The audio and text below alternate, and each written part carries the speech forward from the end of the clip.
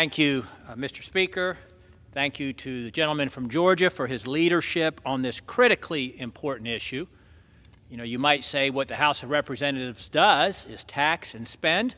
Thankfully, we're the party that wants to tax less and spend less, so it's a win-win for the American people, a win-win for freedom, a win-win for Americans as a whole.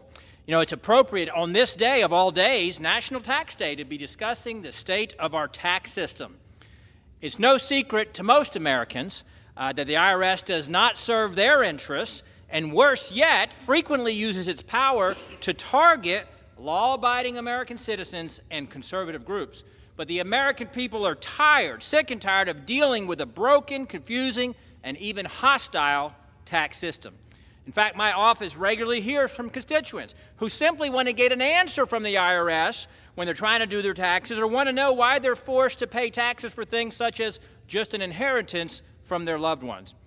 But rather than take a hard look at the current situation, the Biden administration has made it clear they want to further weaponize the IRS against hardworking Americans by spending $80 billion to hire an estimated 87,000 new agents to harass, intimidate, and threaten taxpayers. In fact, in Virginia's 5th District, one of the things I commonly hear is, what we need more of is IRS agents.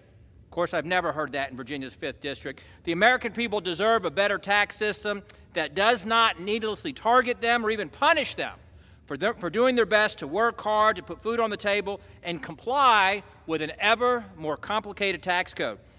The addition of these 87,000 IRS agents should raise alarm bells for all Americans, since the IRS and its employees regularly do not follow the limits of their lawful directive, and we can point to example after example. Matter of fact, just last month, an IRS employee was found guilty of 3 counts of wire fraud, 2 counts of aggravated identity theft, 5 counts of evading and assisting the preparation and presentation of a false and fraudulent return, and 3 counts of making and subscribing a false and fraudulent tax return.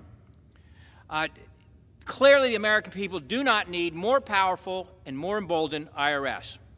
The current system must change, and that's where this bill comes into play from my friend from Georgia, Mr. Carter. The Fair Tax Act.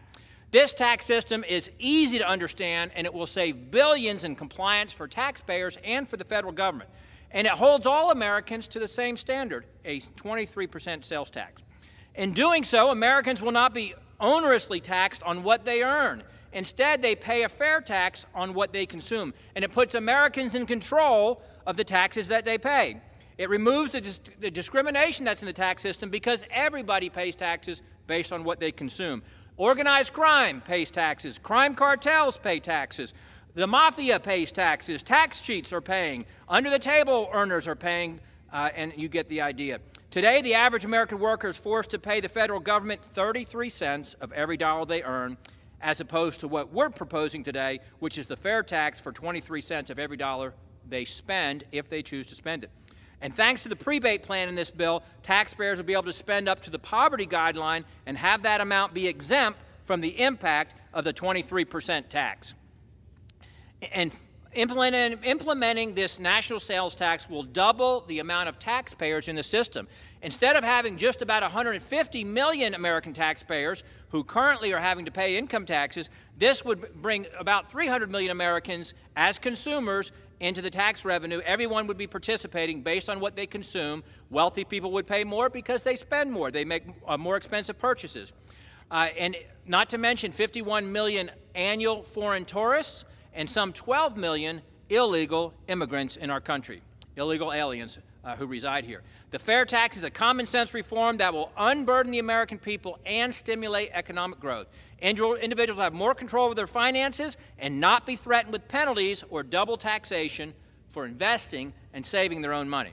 So rather than guess how much you owe each year or how much the government owes you, what a lot of us just had to do here, the fair tax will enable taxpayers to know exactly how much they're paying. So thank you to my friend Buddy Carter for his leadership in this, the gentleman from Georgia, that will put the American taxpayer first, unleash economic growth, and hold everyone accountable to one simple tax requirement. Thank you, and I yield back.